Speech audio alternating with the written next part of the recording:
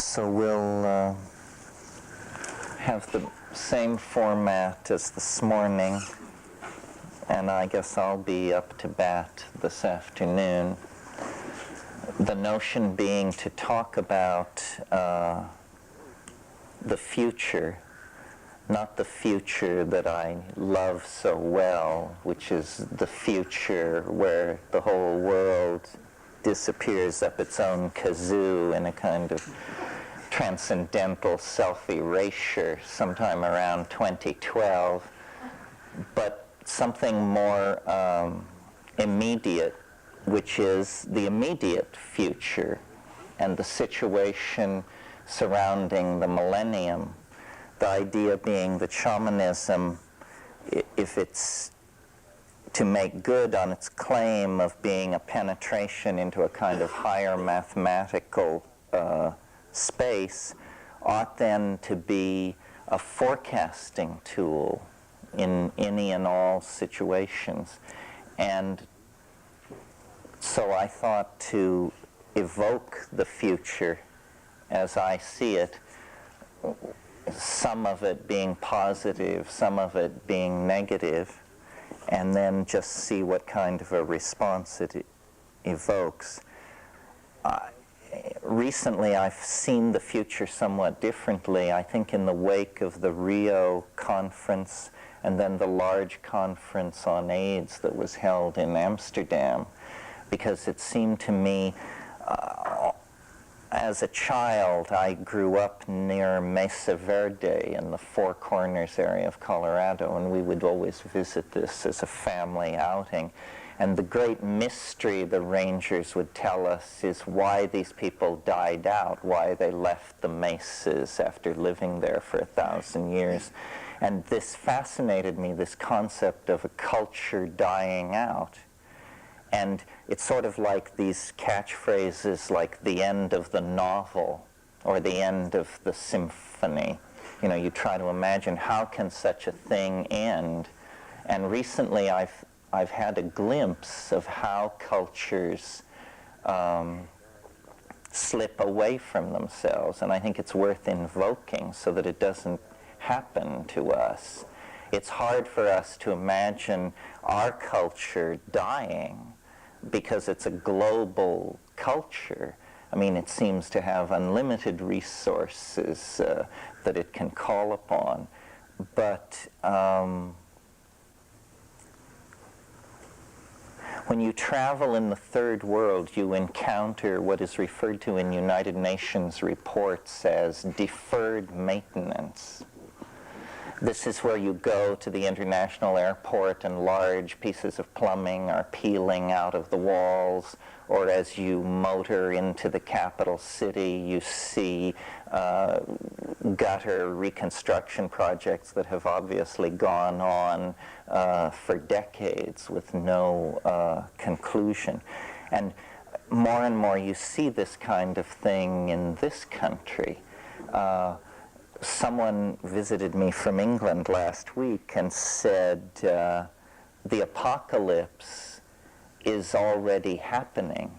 The slow apocalypse is unraveling all over the world. I mean, if you want apocalypse, you only have to take an airplane to Yugoslavia, to Lebanon, to Somalia. You know, the list is far too long, and there you find it. Here, among our prophets and seers from Malibu to Mendocino, the thing is only dimly glimpsed as yet, with the aid of the Mayan calendar and other suitable divinatory tools. But that's because we live in an incredible bubble of privilege. Well, so I'm, in my own life, think a lot about both historical inevitability and its paradoxical twin, political responsibility. You know, if it's all on automatic, if the world is either undergoing some kind of mass extinction and soul migration into the Elysium realms, then very little has to be done. If, on the other hand, it isn't on automatic, then what is the nature of the political and social world that we should construct for ourselves and our children. And I think for a long, long time, since the end of World War II, basically, we have been living in a future-phobic society where for all of the baubles and technology that has been foisted upon us, no real change has been tolerated. I mean, when you look back to the 1930s, you see that for better or ill, enormous social experiments were underway. The New Deal in the United States and the Third Reich in Germany, which was a 1,000-year plan involving genetic purification of a race, highways from Vladivostok to Paris, so forth and so on. That scale of planning has been banished since, well, for 60 years, basically. And what we have instead is a future-phobic society that places a great deal of stress on the preservation of a pseudo-tradition called family values by some people. But it has many names. It's not an archaic social model or anything rooted in long-term human organization. It's basically the 19th century industrial model of the couple with some children fitted into an industrial economy. Now I think that the contradictions of these future-phobic attitudes have become unbearable. And so the logjam that has been in place essentially since 1945 is beginning to break up. It came first at the weak point, obviously, which was the Soviet Union.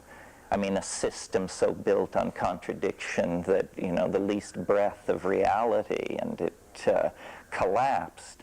And that spread a lot of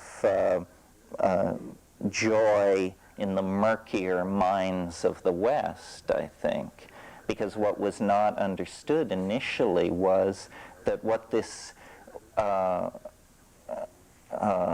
presaged was a crisis in values in our societies, because the fact is capitalism and democracy are implacable foes. They can give no quarter. These are two utterly distinct theories of human worth. One which says you are what you own and control, preferably the means of production, and another which says all human beings have equal weight in the political process, and by implication in some metaphysical scheme of values. Well, now these two systems are nakedly exposed in their opposition to each other. It seems to me, and it sort of comes out of what Ralph talked about this morning, that in trying to get a general overview of what these bifurcations are that loom in the future, they have to do with choice on many, many levels. I mean, obviously what's up for a lot of people is reproductive choice. But there are also, a lot of people in the world don't like being where they are. They would rather migrate somewhere else. So choice of travel, choice of location, reproductive choice, job choice, all of these things are values either to be preserved or to be consciously suppressed.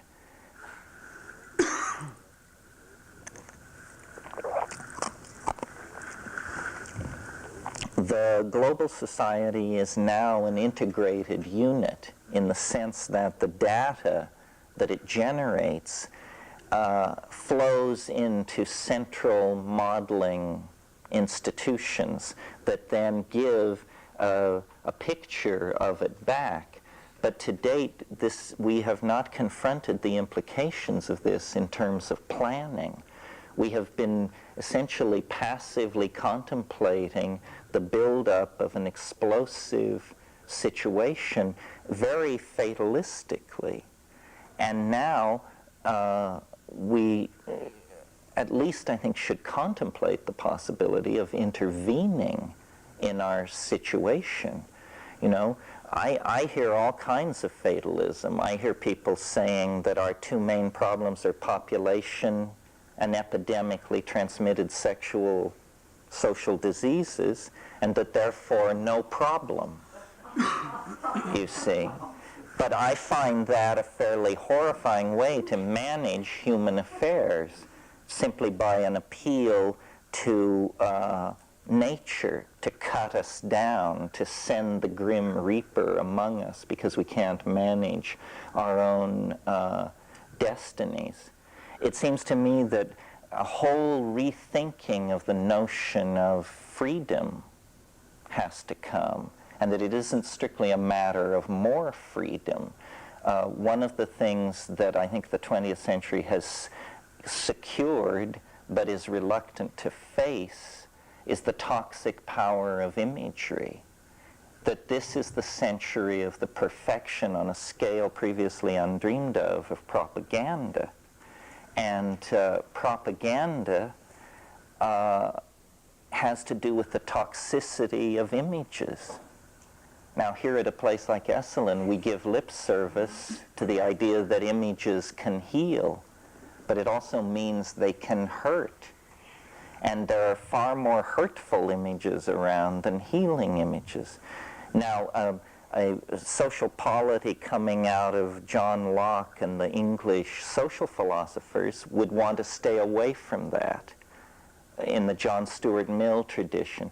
But I think we're going to have to go back to Plato. Plato did not trust the poets. And the heirs of the poets in our hell bardo are Madison Avenue, because images are being manipulated to the point where democratic institutions become a joke because they are simply referendums of, or rather exhibitions of conditioned behavior, which was not the notion in the first place. I'm trying to stay away from the obvious things on the political agenda: reconstruction of the environment, advancement of women to positions of power, promotion of multiculturalism, this sort of thing, because these are, to my mind, basically cliches. Not that I don't agree with them, but they're not particularly interesting.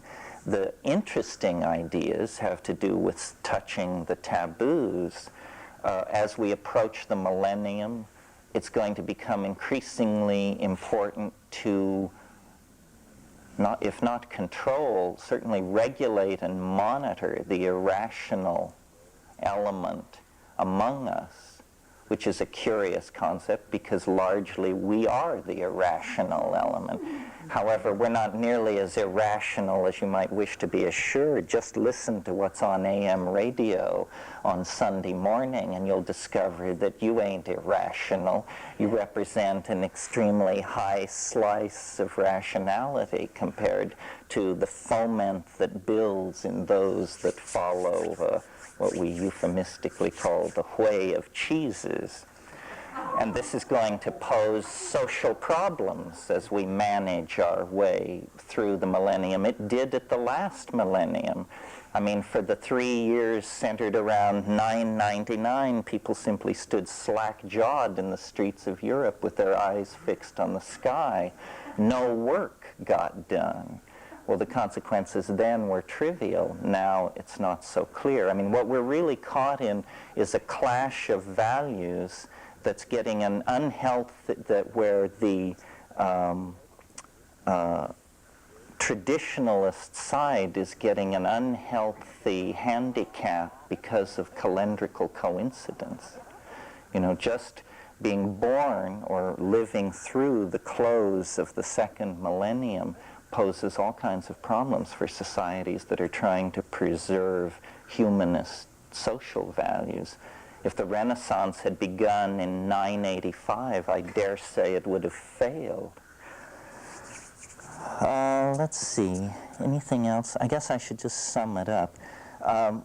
The concept which lies behind this is the idea of guiding images. Eric Jansch, who I think we all related to, used to talk about this, that a society has to be given guiding images. McLuhan said the 20th century has navigated the way you drive a car using a rear view mirror. In other words, almost entirely without guiding images. It's the disgrace of 20th century social philosophy that the only two innovative social ideas the 20th century can claim as its own are Freudian psychoanalysis, which was put out of business last week by Woody Allen, and fascism. These are the two authentic ideological contributions of the 20th century. Socialism is a 19th century idea, fully worked out in the 19th century. So I think that, I'm basically an optimist, but not because I have faith in human institutions, but because I think there is a transcendental attractor that will eventually pull our chestnuts out of the fire. But in the time which lies between then and now, and in the spirit of covering one's bets, I think it's worthwhile talking about how society should seriously be reconstructed to make it a more livable place. I think the recent election in England and the election we're enduring here prove that we cannot expect to hear any kind of meaningful reformist rhetoric from politicians and have there be any hope of it actually being winning at the polls. So then it behooves dissidents like ourselves to try and offer something other than UFO rescue or utter despair as the two poles of the political dialogue. Gentlemen. I missed a key word there. What is it that's going to pull our chestnuts out of the fire? The transcendental object at the end of time. I mean, I still believe that, that time is speeding up, that history is an alchemical rarefaction, that at the end we'll all go off hand in hand with the Sacred Heart or something. You agree with Ronnie Reagan? Well, we've had this discussion before. In fact, it's in our other book. Well, all these Christers got a piece of the action, but they didn't get the clear vision. They just have a fairy tale about it, and I suppose so do we. But I do believe that history is the proof of the presence of a hyperdimensional something or other which is acting on ordinary biology. But what are we going to do until that final moment when it reveals itself to us? I think it's only, 20 years or so in the future. But I also am going to have to live through that 20 years with a bunch of anxious and disturbed people. Well, why don't you just take drugs? 20 years. The millennium... He said it, folks. What a brilliant suggestion. Why shall we, struggle to vision, or more than vision, to remake society in 10 years, when in 20 years we're going to be carried off in chariots? Well, I'm not sure. Maybe, I'm not sure. Maybe we should. I think this whole idea of the eschaton might be one of those ideas working militantly most strongly against any social change. Let's just hang on to our flying carpets. Well, you may be right. So if that were true, would you think it a good thing or a bad thing? Well, just in case the eschaton doesn't snatch us from the fire. Yeah, that's what I have. What to do if the end of time is postponed. Is a couple of...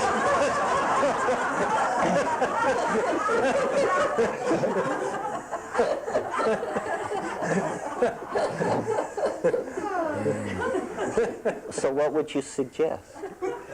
Well, let's say we're visioning the year 2000. We got, let's say in 7 years from today, we'll be back here again for only our 11th Trialogue.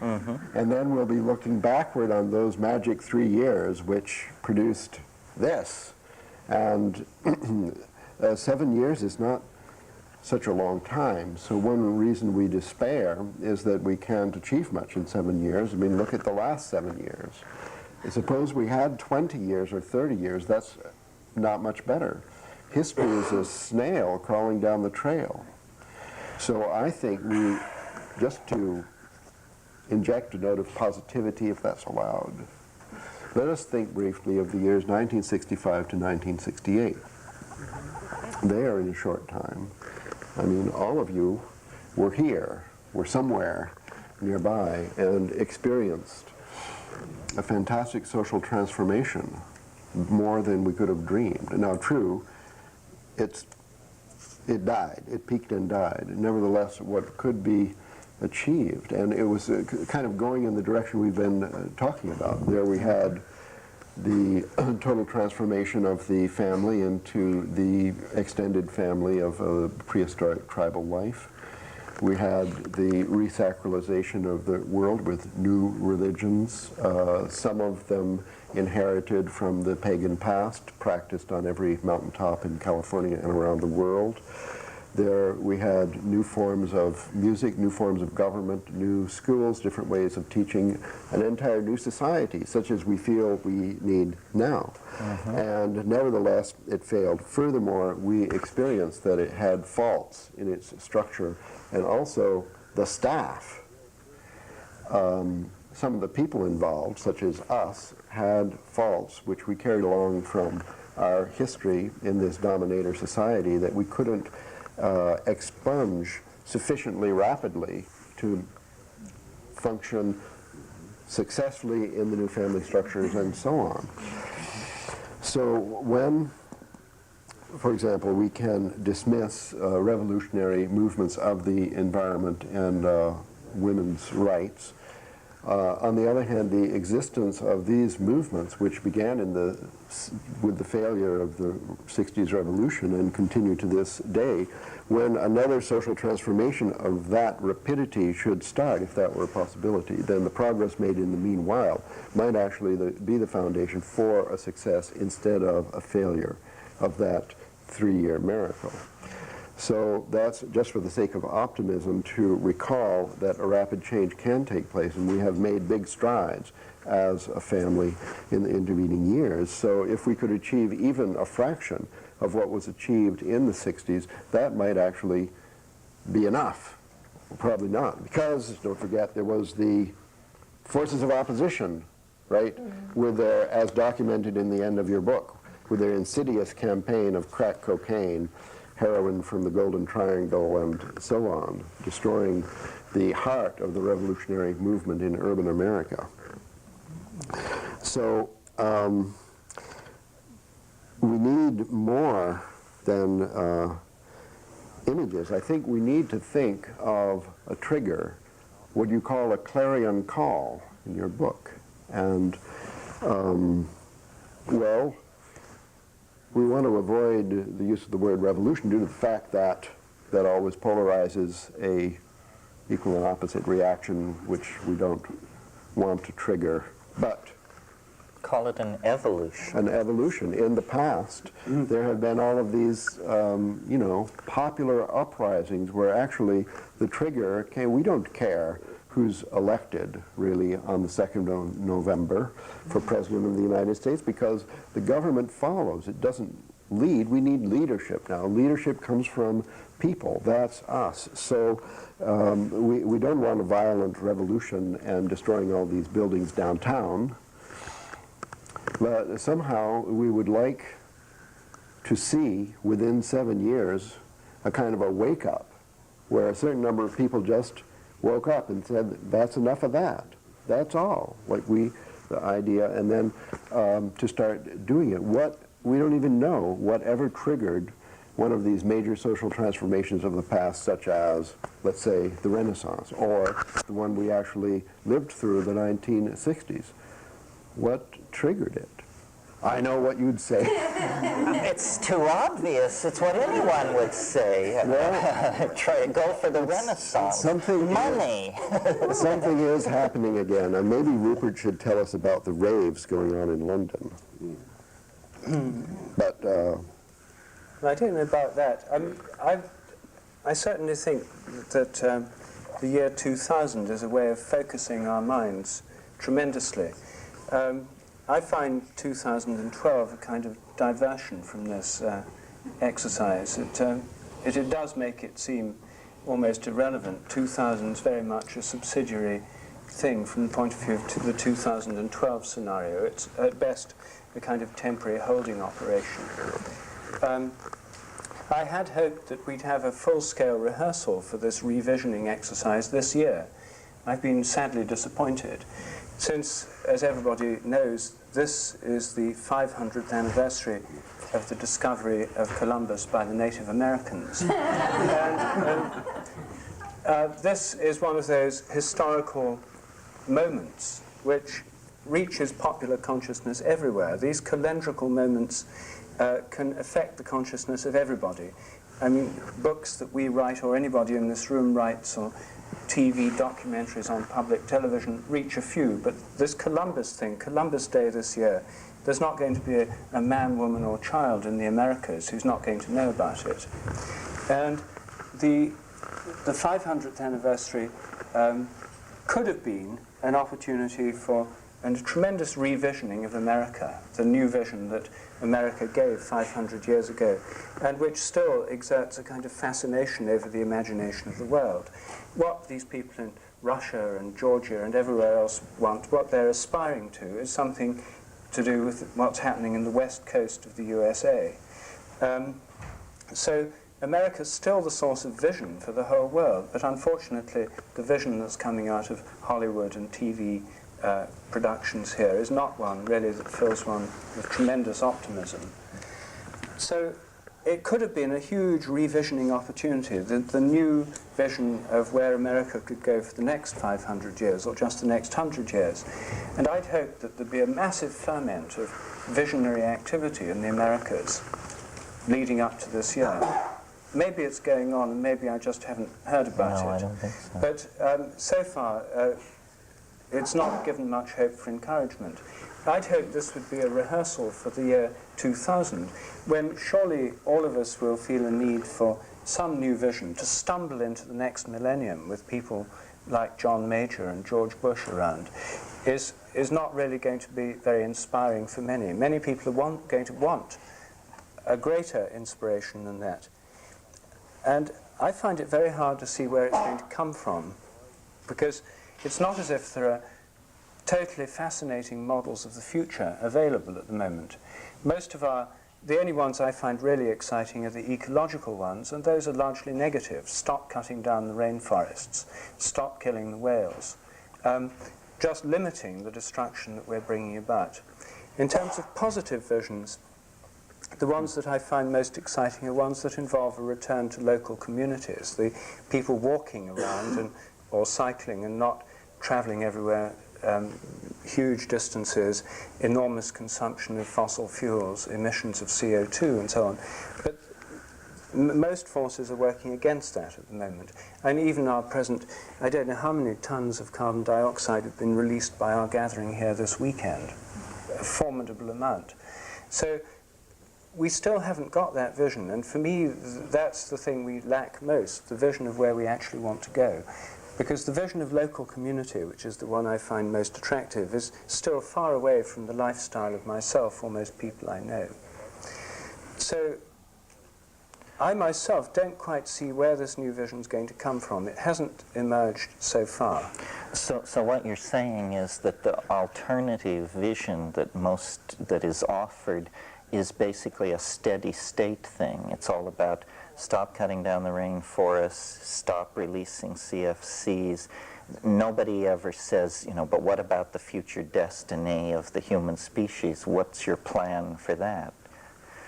Well, I think that most people, when they confront that question, find it so horrific, overpopulation, Well, there's been a total, as you say, a total failure in leadership. How the Soviet Union could undergo collapse, and it's almost like there must be an official ban on suggesting a worldwide cutback in military expenditures. I mean, why isn't there a 20% cutback by everybody? How could that hurt anybody? All games could continue to be played, but just simply at a slightly lower level. There's been another thing I don't understand. The collapse of the international military machine is creating mass joblessness, but at the same time they decide to end all manned space flight and high-tech space exploration, when this is clearly a perfect field in which to funnel high-tech military budgets and keep engineers employed, keep your technical base sharp, and not produce useless weapons and stuff that depreciates at a staggering rate. So it's bad management, even of their own stated goals. I mean, we're not being led by evil people, we're being led by jackasses at this point. Well, I don't know. I think it looks like we're being led by jackasses, and I certainly don't want to suggest that there might be intelligent leaders somewhere, but I think the situation is rather worse than that. The leaders are pretending to lead, but as a matter of fact, the entire system is way out of control, as of course it always has been, because it's evolving under essentially mathematical forces. I mean, a dynamical system inherent in the rules of the game, the fundamental psychic equipment of the human species. So whereas it looks like there are nations with leaders and organizations of nations like NATO or the United Nations and so on, as a matter of fact, the whole system, I think, is simply out of control, always was, and not necessarily always will be. The collapse of the Soviet Union was inherent in the dynamic, the rules of the game of the Soviet Union, in that it was over-controlled and there was inadequate space for chaos to play.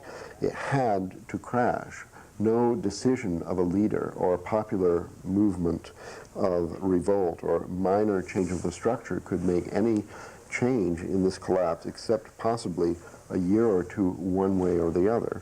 So I think I don't want to sound pessimistic, because I think there might be some solution, that an intervention, as Terence suggested, is possible and may even take place, resulting from meetings like Rio and Amsterdam, where not the George Bushes of the world, but the native peoples of the world somehow get together and produce and implement a new idea. So this is in the category bad news is good news. It seems pretty certain that a real nightmare is coming. It's evident. I don't mean the ozone hole and an increased rate of skin cancer. I'm talking about an ice age, glaciation, inhabitability of most of the northern hemisphere, the rapid flight of people from the northern cities like London and Copenhagen leaving for Portugal and North Africa. I'm talking about the collapse of the monetary system, the increasing poverty of the United States and later other developed nations, especially Europe, a process that would be accelerated by the unification of Europe as understood by the Danish voters and maybe a few other people in Europe. This, pretending that this catastrophe is not probable will almost certainly guarantee that it takes place real soon. So I think what we want to do is to vision the magnitude of the problem, and then to vision a few alternative miracles by which this catastrophe would be averted. And one of them I've been trying to advertise has to do with the incomprehensible complexity of the combined system of the environment and the economy.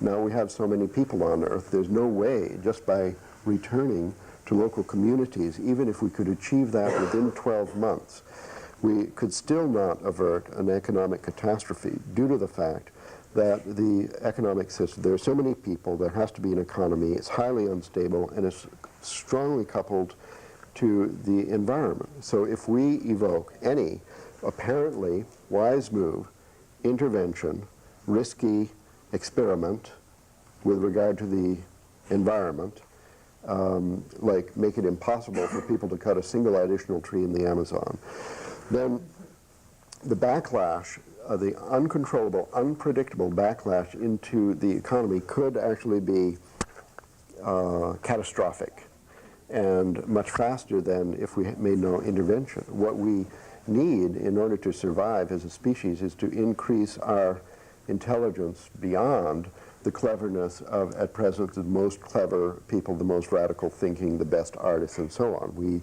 need to advance our intelligence through coming to understand new mathematical structures and ways of understanding the complexity of the most complicated systems, so that if we were going to do an intervention, either with regard to the economic system, such as the unification of Europe, or the environment, such as making combustion of fossil fuel illegal or something like that, that this intervention that we plan to do, although still not guaranteed to work, would have its possibility of succeeding slightly increased from what it at present is. If we wait for a popular revolution, I mean, it's going to be good. The popular revolution in the Soviet Union didn't really help a bit because it's too late. And as your friend visiting from England suggested, it's already too late for us and for a lot of places around the world. Unfortunately, we don't have 50 years. And the strategy that I'm recommending, I guess I have already abandoned it because it takes too long. It seems to me, this is the microstructure of my own pessimism, that we don't even have 10 years really to avoid a really terminal situation for society as we know it, for the civilization of these past thousands of years. So the vision that I'm recommending in place of, I mean, the vision department here is empty. I'm saying let's avoid the disease of denial, because if we don't admit a problem, then there's no solution. And let's, people always say, oh, doomsday, this is, if you think like that, then no, I want to acknowledge the magnitude of the problem and simultaneously to vision what would have to be essentially a miracle which averts the disaster for humans and the environment. So that's what I'm the calling miracle? for. Well, I think that it's possible for people to get together and undertake a visioning process that will produce a miracle. We can't think up a miracle right now, but it would take a clarion call. That means, by all means, we have to avoid practicing denial. We have to admit that the environment is threatened and the economy is threatened. And what happened in the Soviet Union happened very rapidly and was incontrovertible. And it's happened now, it's history, and yet they have a future. That may be happening here also. I think that the people who run the world are not in a state of denial. Nobody runs the world. Well, I mean the people who think they own it. In other words, the Fortune 500 corporations. No, but giving them responsibility alarmed. itself is part of the problem, because they have nothing to do with it. There's nothing they can do. I think that's their conclusion as well, that there's a spreading. Did you see this report from the Vienna modeling group that was released 2 weeks ago, where they said there's nothing anybody can do? It's too late. The fail-safe point was passed, I don't know, 18 months ago or something. Anyway, their view of it is hang on. No, I think we can do better than that. I think let's just suppose for a moment that the doomsday people were right. Then, although it's very rapid, it proceeds in steps. So it would get to a certain step, which is, what, say the climate got 3 degrees warmer. Well, see, I don't think that. you need So these exotic then, scenarios. You've got an epidemic disease going that could kill 7/8 of the Earth's population in the next 40 years. You don't need planetary dynamics or any of this woo-woo stuff. You've got a science fiction situation raging no, out of people are control. still completely denying that there's any problem. Most people. I think certainly these big corporations, say the 500 top corporations. I've had contact recently with one of them in Britain, Shell, the international oil company, and they have a think tank situated in London with the brightest people from their offices all around the world. And the job of this think tank is to think out future scenarios, because their managers are having to invest 20, 50 years ahead in some cases. And so they don't know what's going to happen. So they've got this group together. And this group that's trying to write the scenarios for the top managers of Shell doesn't know what's going to happen either. So they asked me to come along and to try and tell them what I thought was going to happen. Well, so I've spent some interesting days with these scenario writers in just one such company. And they don't have any better clue than we do. And the main thing they've got, though, is they have alternative scenarios. And the two alternatives they're working on are actually quite interesting. They systematize what we all know. Two major processes. One is globalization. One scenario has more and more multinationals, more and more media link-ups, more and more integration of the world economy, more and more of this globalizing process, of which the European common market is a political expression.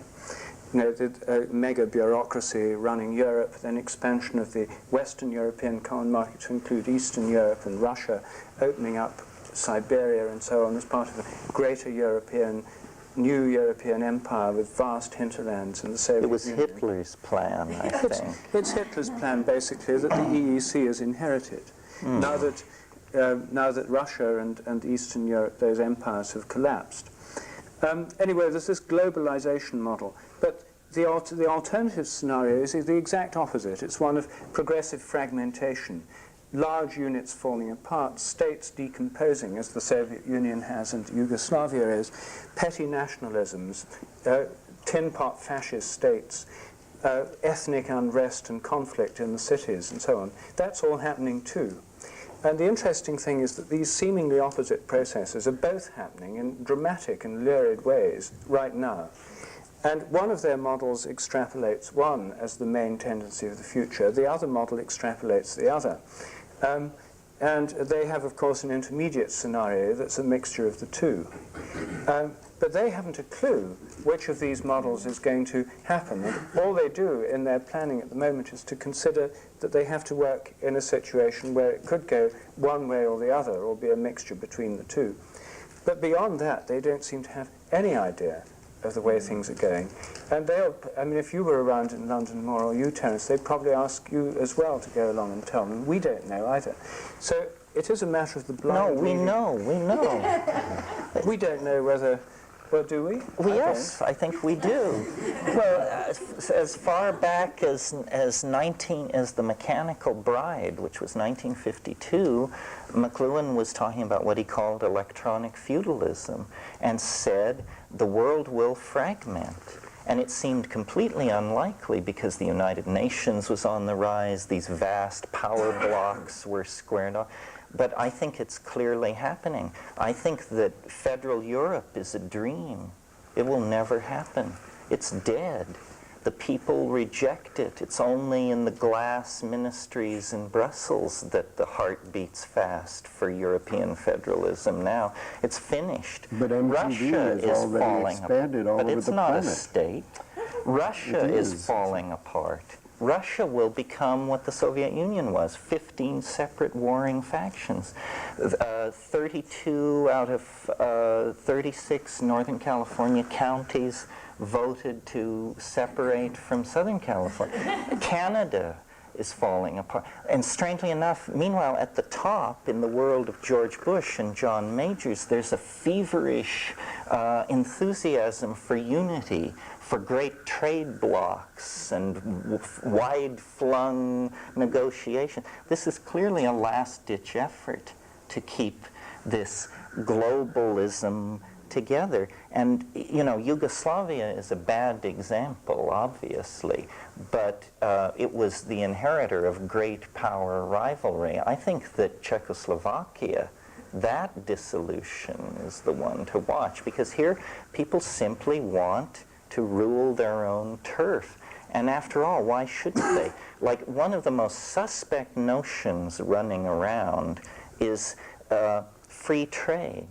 Free trade is a notion that people, right-thinking people of decent upbringing, are expected to stand up and salute.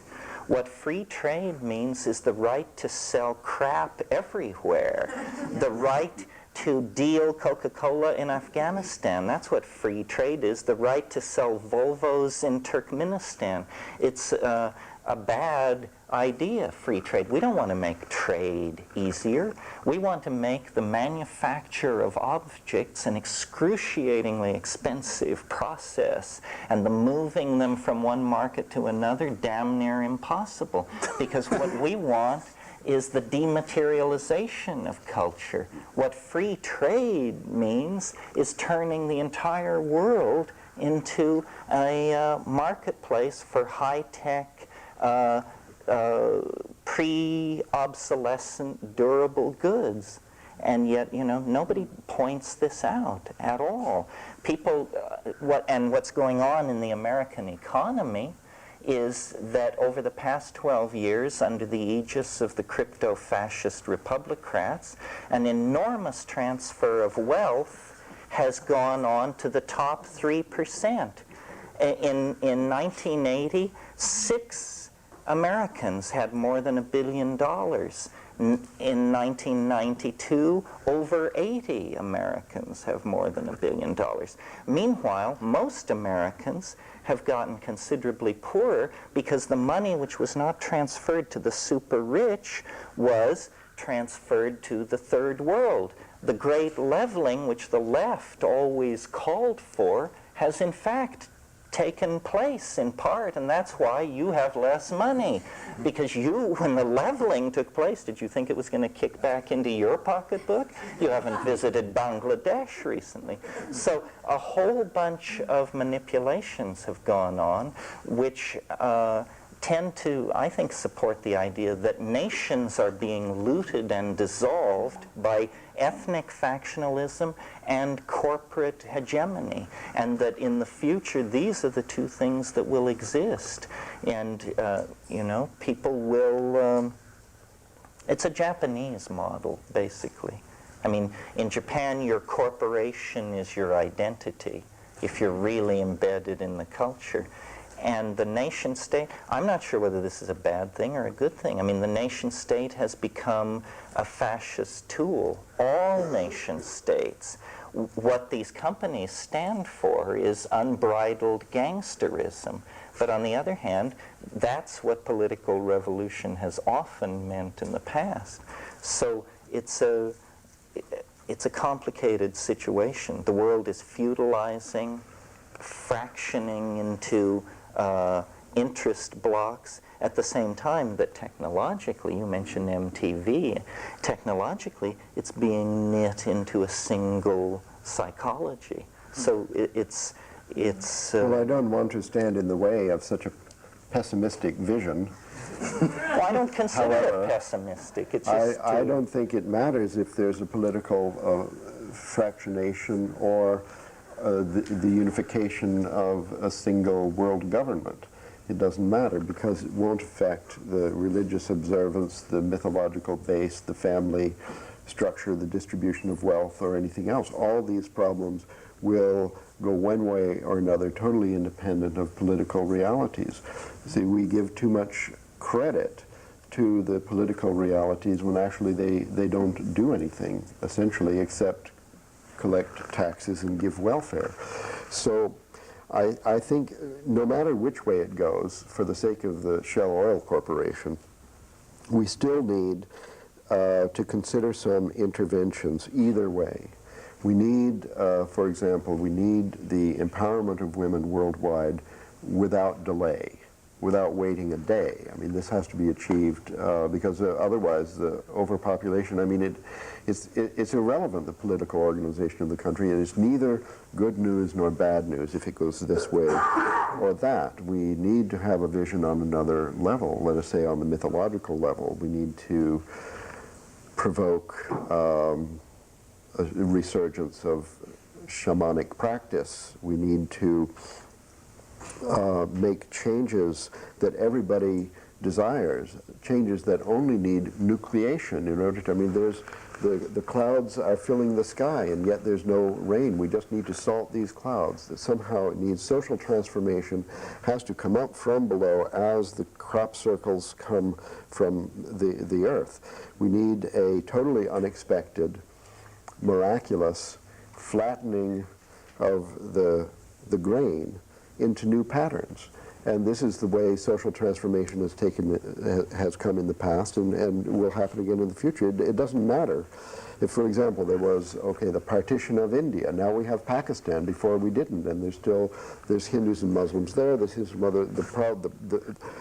The birth rate didn't change by the partition of India. The birth rate in Czechoslovakia or Yugoslavia won't change. Of course, the war will kill off millions of people. Well, the only thing we've ever been able to come up with that has this grassroots quality, I don't know if we discussed it in Trialogues, but was this notion that every woman should limit herself to conceiving one natural child, and that then the population of the planet would fall by 50% in 40 years without war, migration, etc., etc. It pushes responsibility on this previously oppressed minority. It's a personal thing. It doesn't require governments. But that can be expected of a woman in a culture where they're normally tied down. But we discussed the fact that it's in the cultures where that isn't happening where this decision would have the greatest impact. It's the women of Malibu and the Upper East Side who, by making this decision, would immediately have a huge impact on the destruction of the earth, because a child born to a woman in Malibu uses about 1,000 times more resources than a child born to a woman in Bangladesh.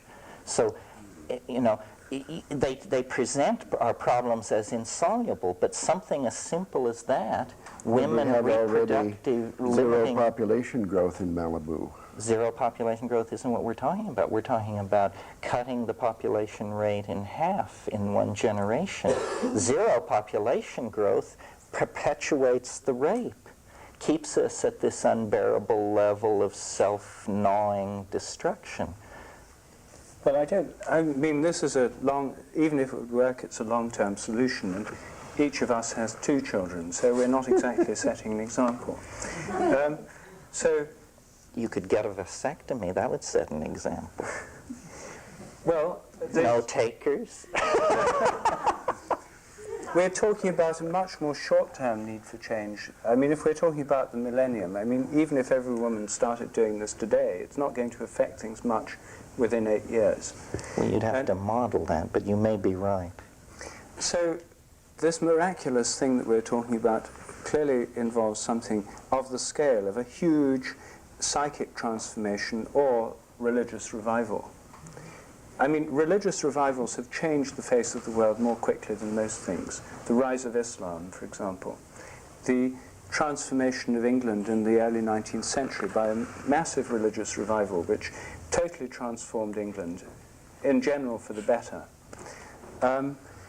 These things are, fundamentalist Islam is having a huge impact, for good or ill, over large parts of the world.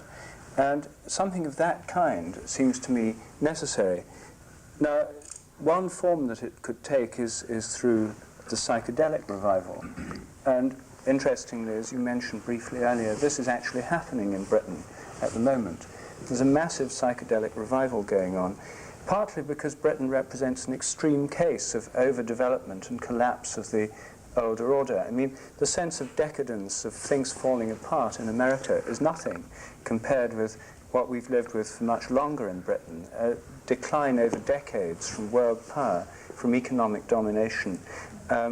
Now, through Thatcher and the successor Conservative government, an undoing of many of the better aspects of our social institutions, a sense of disempowerment and despair among many people, economic recession deepening and deepening, with no light at the end of the tunnel. All these things have combined to deprive most people of any sense of faith in the democratic process, in the normal political and economic mechanisms.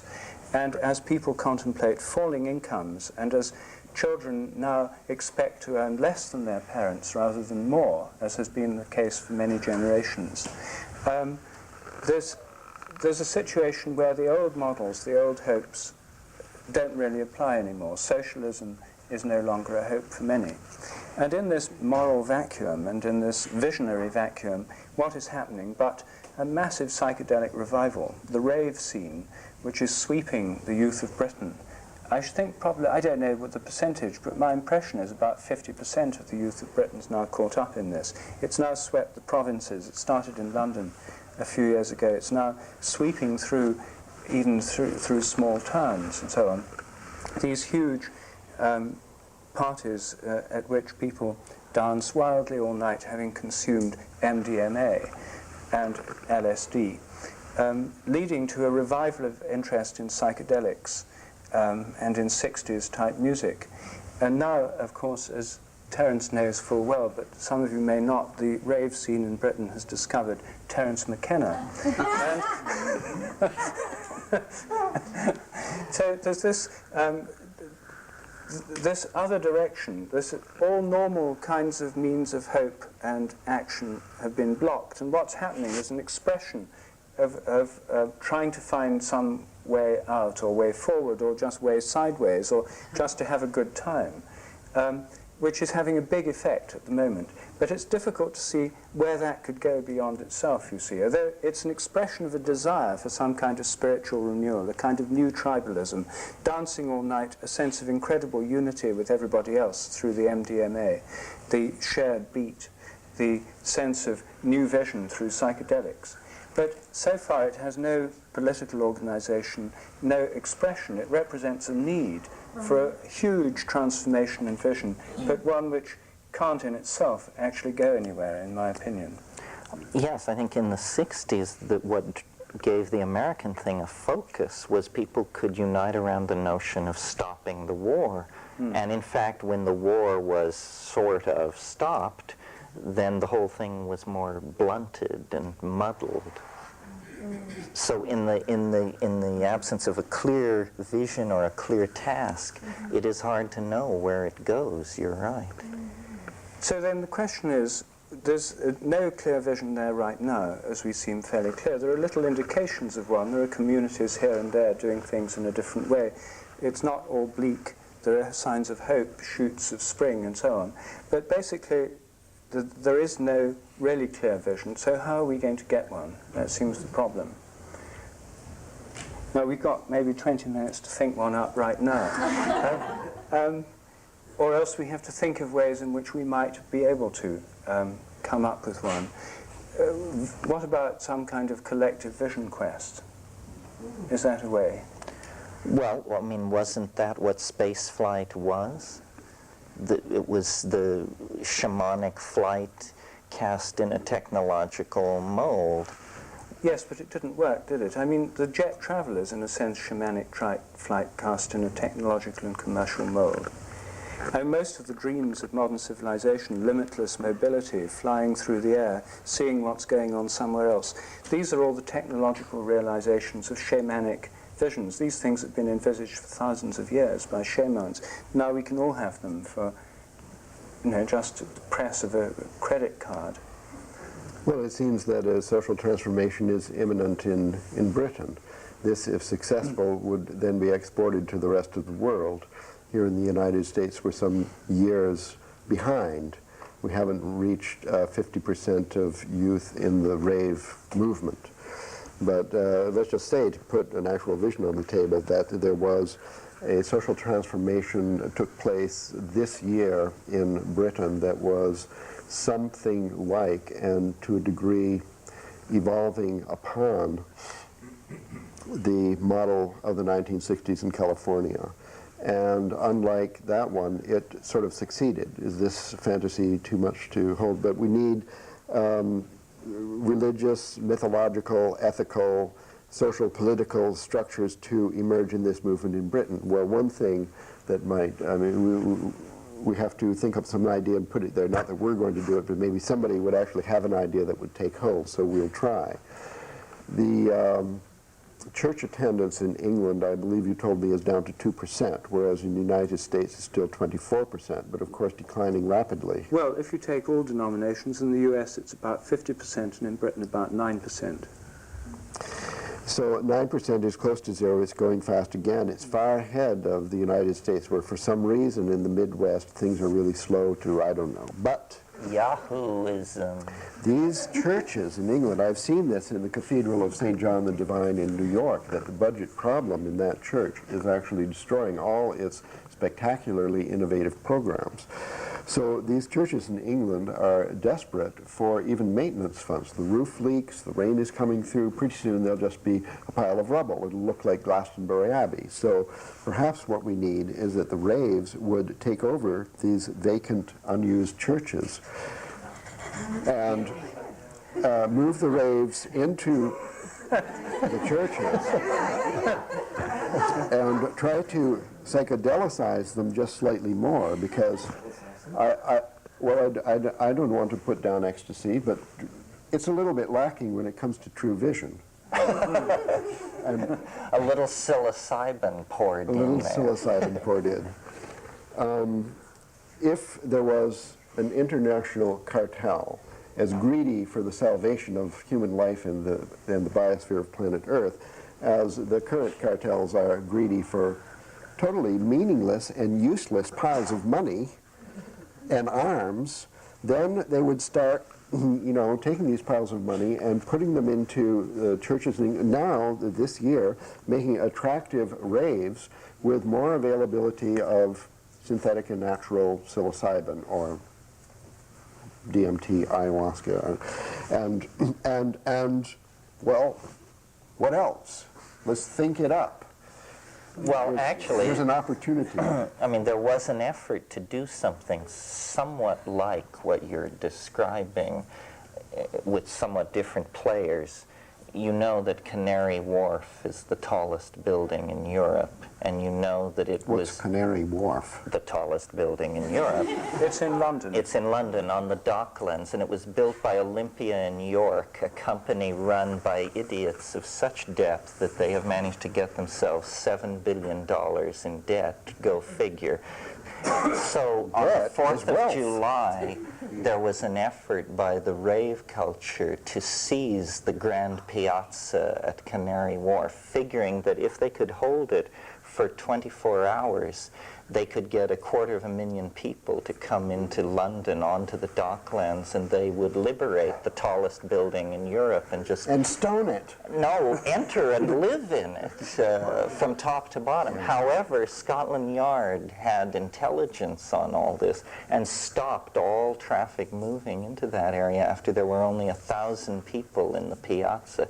So it's like a replay of the 1960s. There's that old problem that the man gets there first. It's no good trying to steal the buildings. We've been through that. Violent revolution only worked in the 19th century. What we need now That's a great is a point. conspiracy with the leaders of the church. They've got to understand that there's no other hope for the survival of the Anglican church establishment. This is the last hope to maintain these buildings, is to move young people in them. I went to the temple with my mother. There wasn't anyone younger than 85 years old attending there. So it may still be 50% in the United States, including all denominations. Well, this 50% is all older than 50. So I think the church, I mean, are they beyond the possibility of understanding that this is an opportunity for the future life of Christianity transformed, young people in the church, not only having a good time, but getting religion. But how does this plan square up against Voltaire's observation that mankind will know no peace until the last politician is strangled in the entrails of the last priest? Give us Voltaire here today, and let's discuss this. I think he will agree with me that this. We are the priests. We are the politicians. Who's this Voltaire? He's one of us too. But climbing in bed with the dominator institution par excellence as the first move in trying to create a sane society at the turn of the millennium sounds to me Here's an like offer of free real estate. We can't build all these enormous and expensive buildings or gigantic fields. Well, I'm into taking the church, but instead of negotiating, Joining we could just with the hang church. all these people who claim ownership, point out that we're the original They're owners, us. the lease is up, they've had it 2,000 years, and we're back. We're talking about mom and dad. Put LSD in the water supply. Ah, it always comes down to that.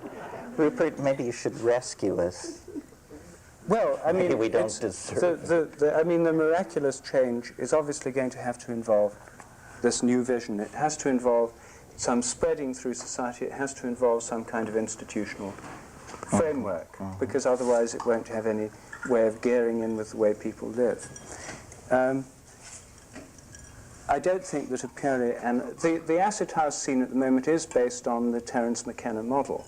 It's the anarchic model, and we'll see what happens. But I myself don't think it's likely to have any big or enduring effect.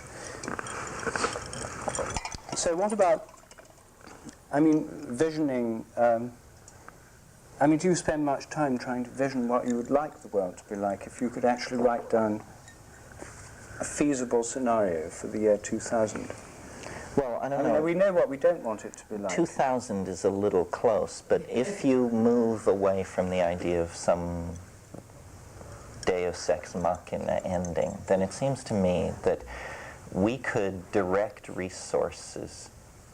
They publish these pies of the world output of GNP, and 40 to 60% of it is going into military budgets. The way money is being spent is absolutely crazy. In other words, we could clothe the naked, feed the hungry, cure the sick, probably with 30% of global GNP.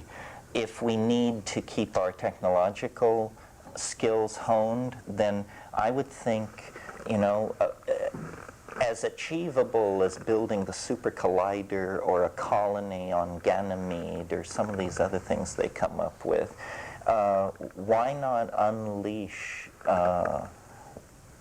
R&D toward the production of something which essentially looks like a contact lens, but which is surgically implanted in the inside of your eyelid at age 3 or something, and that when you then close your eyes, there are menus hanging in space, and you make your way into a virtual culture. That what we need to do is dematerialize our interfacing with nature. If we're going to keep the body, then we have to jettison material culture. We cannot have both the body and material culture. So I can imagine a world where people appear naked and aboriginal and sacral and so forth, but when they close their eyes, they step into a world of electronically sustained data banks, sensory impressions, virtual realities, so forth and so on. And that is what culture comes to be, to mean. And the idea of actually building something in three-dimensional space becomes just vulgar and barbarous. Why would you? It's like shitting on your doorstep or something. It's just no sane person would ever do that. That technological goal, married to the empowerment of women and their full exercise of control over their reproductive capacity along the lines I outlined, would deliver us into a closer version of Eden than I think most people dare dream could be achieved within our lifetimes. So it's stuff like that. It's not inconceivable. This sounds not unlike Ralph's vision this morning, except you've got it miniaturized further. Yeah, it should be completely, it can be maybe to the vanishing point. I have the same contact problem. lens is sufficient. Smaller. I have the same problem with it, though, because it involves a detachment from the earth, from nature, from biology. And I'd like to move in exactly the opposite direction, you see. But how is it a detachment if you're cooking your food over an open fire, walking barefoot on the earth, living in restored ecosystems, and fishing on the reef for breakfast? You didn't mention that bit. Oh, that's what I meant when I said living an Aboriginal lifestyle. I mean, you look like a rainforest Indian. It's just that if you step into this person's body, you discover that they're browsing at the Bibliothèque Nationale in Paris. They just appeared to be wandering along a river in Brazil. Well, we don't have to do anything yet. This is the vision, because as a matter of fact, this is what we're on the way to, the post-catastrophic world society. No, there's still a lot of people into dealing stuff. The dematerialization of culture has not yet been announced as a goal. I mean, some people might not voluntarily desist from their usual form of piracy. So while we're back in the Amazon fishing, they'll be flying overhead with helicopter gunships. Well, in my fantasy, that was all in the past. I mean, like, you would not allow people to assemble objects in three-dimensional space. The only legally allowed object would be the inner lens, and the inner lens would be a surgical implant. And well, the pirates would all be shamans.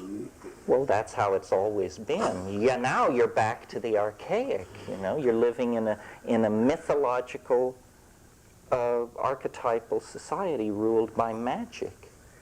But nothing's going to happen, you see, within 30 years, according to current predictions, 2/3 of the world's population will live in mega cities, like Mexico City or Calcutta. At present, the majority is still rural. No, I think that what we're not being told is that 4/5 of the Earth's population is headed for the early grave, and that nobody wants to face it or understand it. I could not believe what was coming out of that conference in Amsterdam.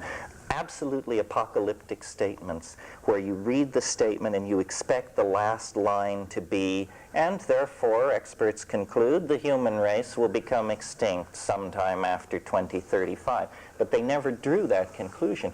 But the data was horrendous. I mean, we're kidding ourselves. You know, people think, well, science will deliver an AIDS cure.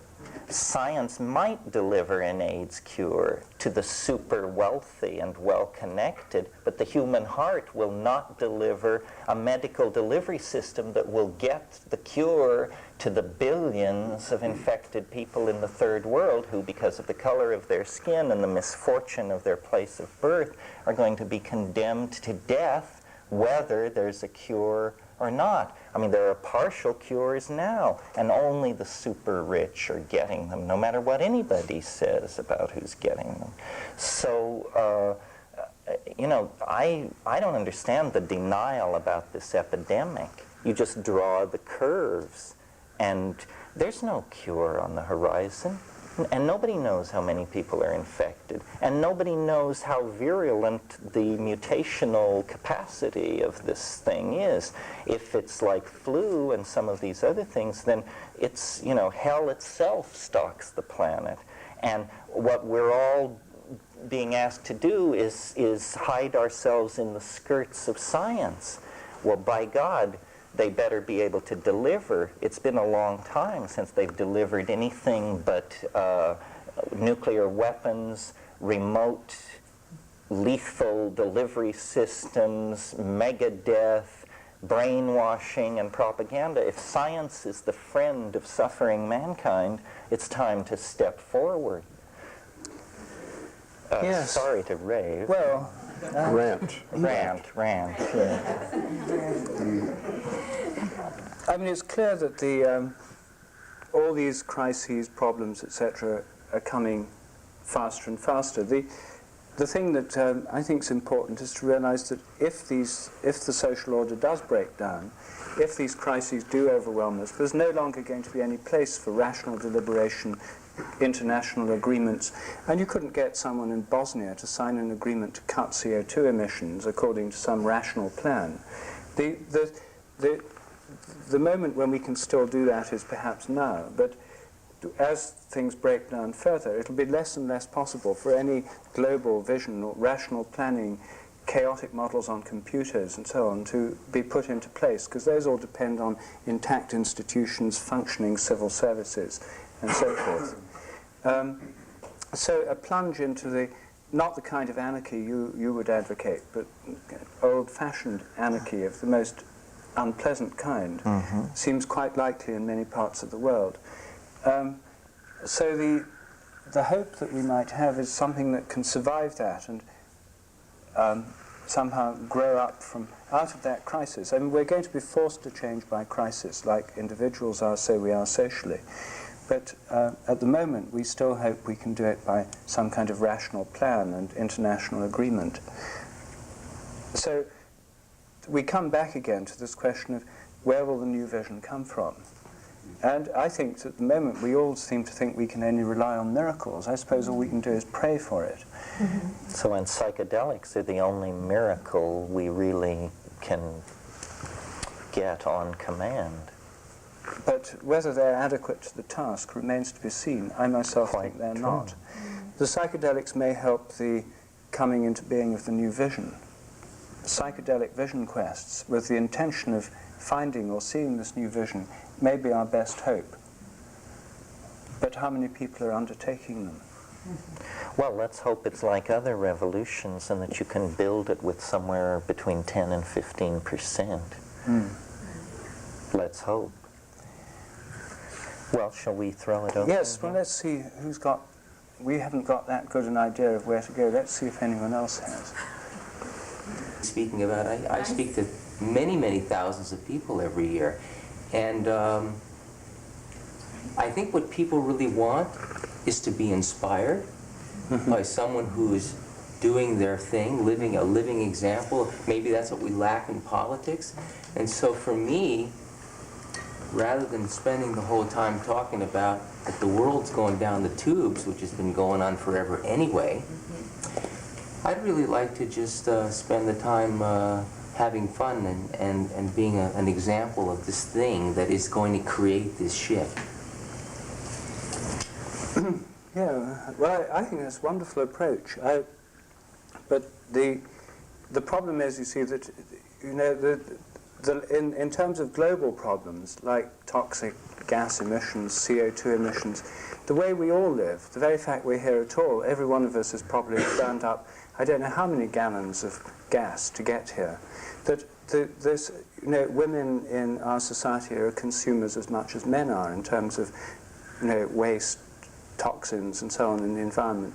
That inner change has to be related to this ecological dimension, and if it's going to have any larger context in the world. And it's a kind of luxury in a developed country. But I haven't yet seen how this works through into a totally transformative thing that will affect the ecological problems. I just see it in my own community. I was 4 years ago, you might say, divinely led to a place where something shifted in me, and I said, wow, these people are living what they're talking about. And what I notice is that it's happening on a communal level with a group of people that I see, a large group of people. And I see that that's where it begins. For me, I see that when I go out, whatever I do, whether I speak to people, that is the message that I'm carrying. And it's not something that I have to talk about. or that any of us have to talk about. It's just part of what we exude as part of the process of our life. And I don't know what else to say about it, but it seems like if I had my choice of spending my time with the attitude of it's going down the tubes, or if I had my choice of seeing all the positive shifts that are happening, which just happens to be what I'm seeing, that's the energy I'd much rather take into the world. That is the energy that I feel is going to be more productive in terms of creating shift. And I don't think it is denial, and I don't think that it is avoidance. But at some point, you have to see that has to manifest itself in a reduction of what Terence has called, well, you call it the dematerialization of culture. So what you're suggesting at some point has to manifest itself in the dematerialization of culture, because that's the only thing. I mean, that's the bottom line. You can't get away from that bedrock notion that unless we turn back, unless we reduce our consumption, unless we reduce our production, not increase it, not grow.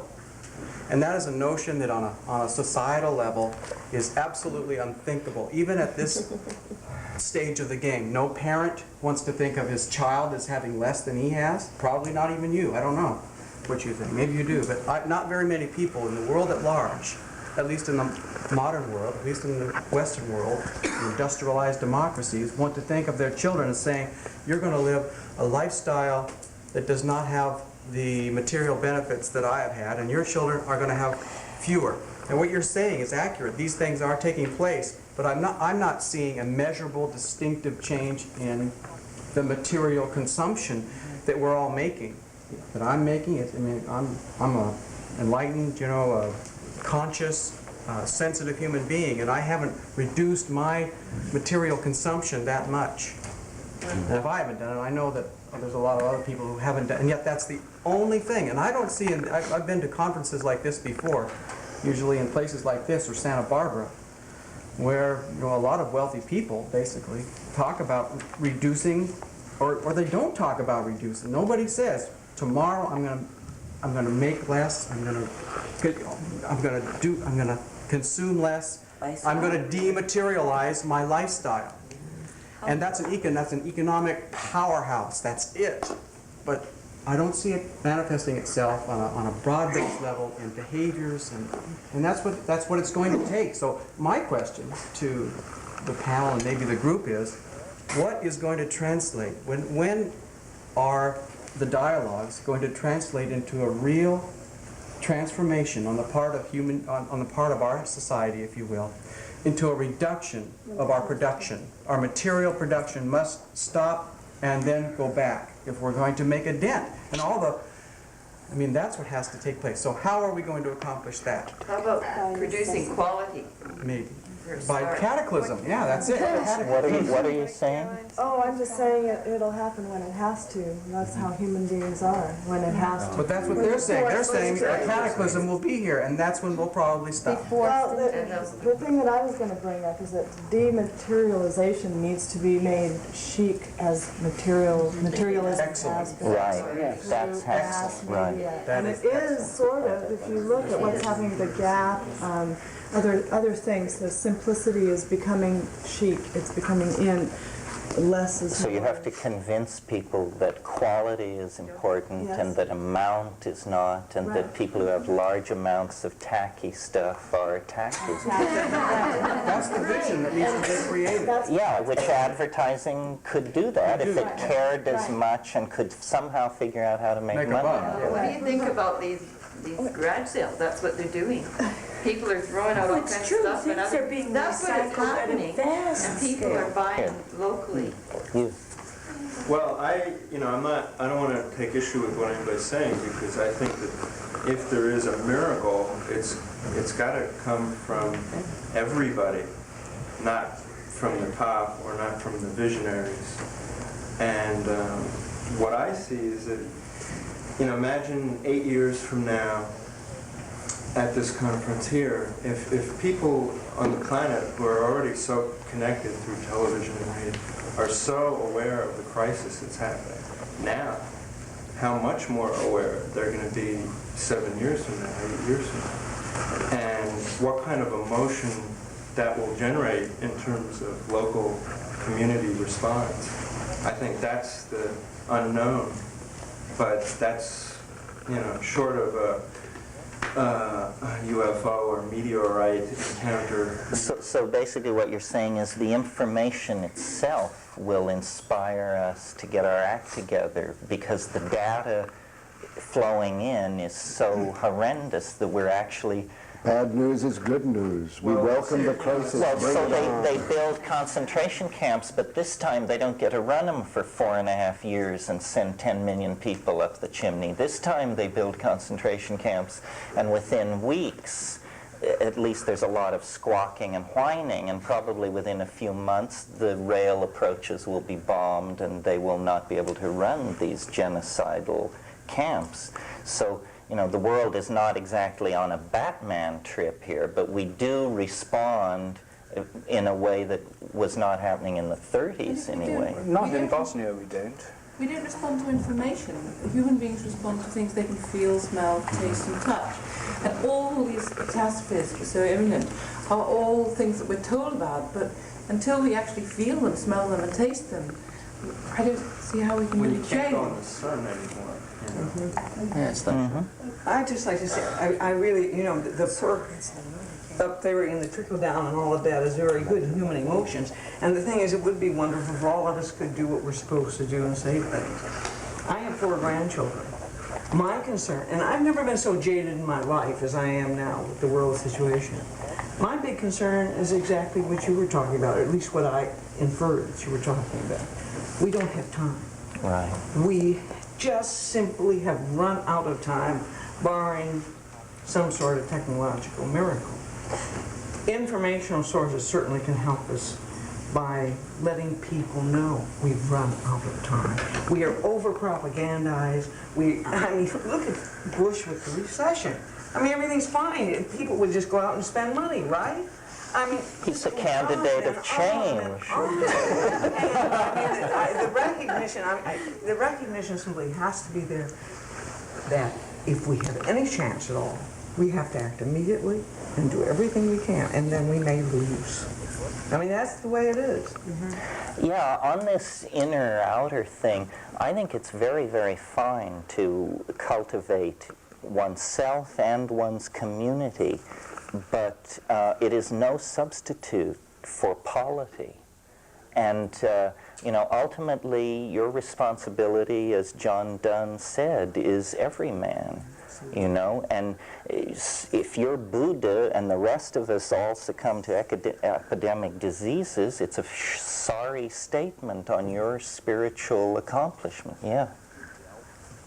I think that, you know, are all taking care of our individual selves, as you're saying. I think that is certainly one answer, but that presupposes the kind of calendrical habits that have been put on us, that everything sort of will be all right. I'm willing to say that there's certainly a possibility that there could be, let's say, an end point in time. The human race is on a race towards some finish line that we really don't know what it is, and yet we're being bounced to us in some way are images of how we possibly have to transform to meet that. So if we postulate that there is this end point, maybe an attractor, that sort of puts a light on what we're doing. You know, I watch my brother's little kids, and they're completely oblivious to the effect that they have on their environment. The mess they leave doesn't matter to them. And I think I saw a metaphor for the way we are as adults. We're not, you know, that's not what we're about. We're not about sustaining the planet. I think we're about doing something else. Mm-hmm. And that's what we have to figure out, what it is.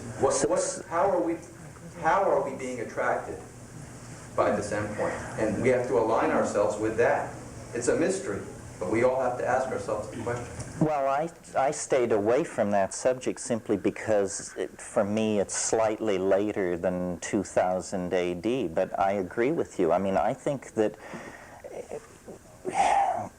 you know, the Earth is not our mother exactly. It's more like the placenta. And something is going on here in this species. It's been going on for 100,000 years, long before history, long before Western man, long before Greece, long before Christianity. There has been something fomenting in this one species. And it seems that, you know, we are going to burst through into some kind of super dimension, and we don't really care what kind of mess we leave behind. The planet groans in travail because the planet would like to get back to business as usual, coral atolls, glaciers, volcanoes, the usual menu. But it has to shed this information-infected, technology-producing virus that has taken hold of it. And as soon as we part, we will feel much more relieved, because our dreams, which are the dreams of the imagination, can be unfolded in superspace or outer space. Anyway, they can't be unfolded on the ground of a planet. When we unfold our dreams on the surface of a planet, you get Los Angeles or London. This is not what we're striving for. It's a sorry symbol for, you know, the cities of the heart that we would build if we could. It isn't. In some ways, it is indicative of what we're striving for, though. Cities. Oh, you mean that these are like intimations of immortality in Wordsworth's phrase?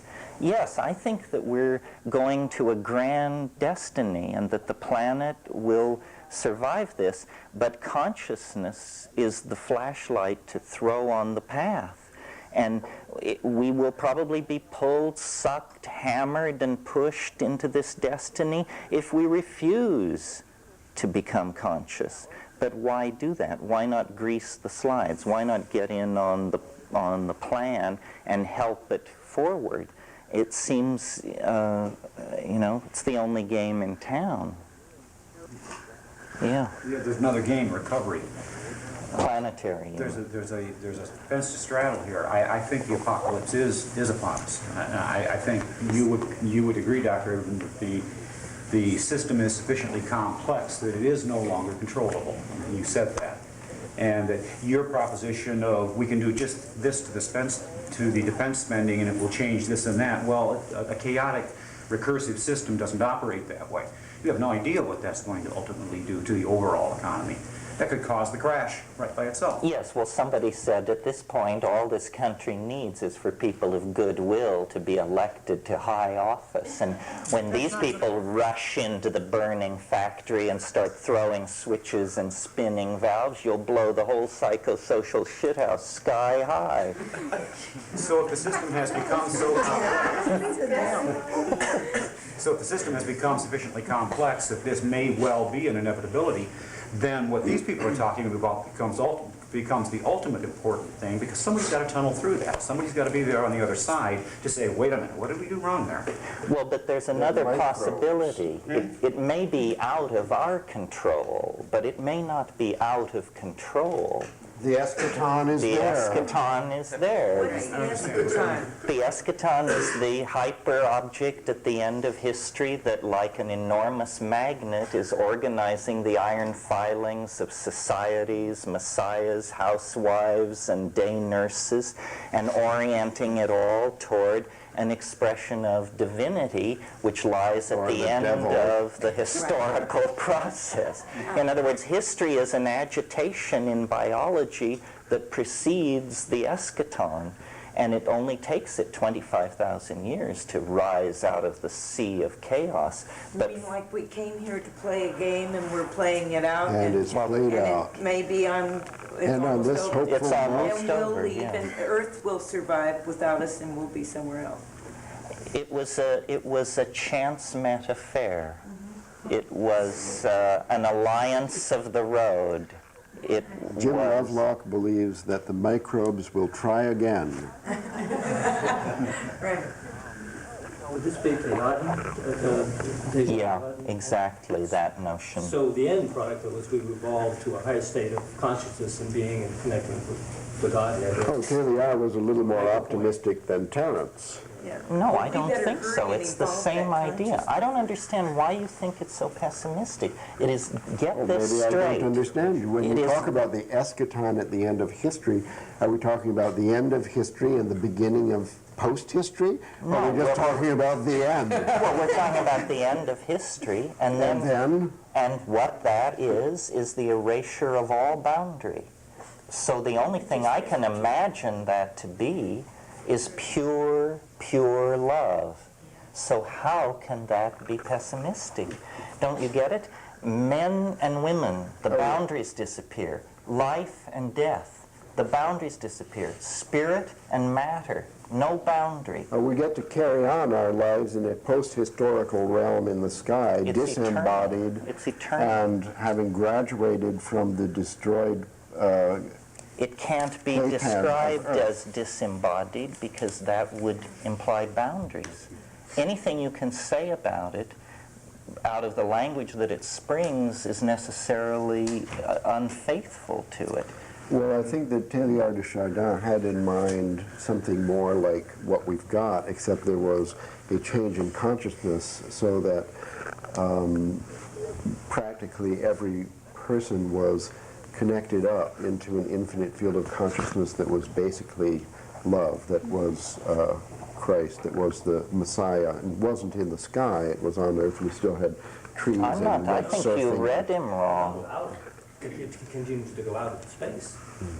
Really? Not even into space. Some other. Yeah, some other realm, the transcendent realm of the deity. We're going home. Home. It's only temporary. Yeah. He was an absolute eschatonic millenarian. Love is what lies at the end of the historical descent into novelty. It has to be. Now, the reason there's a lot of freaking out is because the trip gets rougher as you approach the 0 point. And that's the way that, on an airfoil approaching the speed of sound, you get Q forces build up along the cutting edge of the airfoil. And the Q forces are at maximum immediately before you break the sound barrier. So the history barrier, the ride is going to shake your teeth out in the last moments, and then you will touch the eschaton and break through. That's grand. That's a grand rant. I hope this won't seem too petty, but just this one tiny little detail, this number, 2012. I mean, if it would be just postponed 20, 30, 40 years, that would be okay with Teilhard de Chardin, but not with you. You're fixed on this date. I mean, wouldn't it be a completely different future if the eschaton at the end of time was 2 or 3 centuries away? Sure it would, yes it would. But when you look at the curves of population, CFC release, rising radiation, toxification of the oceans, spread of nuclear waste, spread of... A lot of other pessimists have given us 35 years. Well, so I'm an optimist. I say 20 years.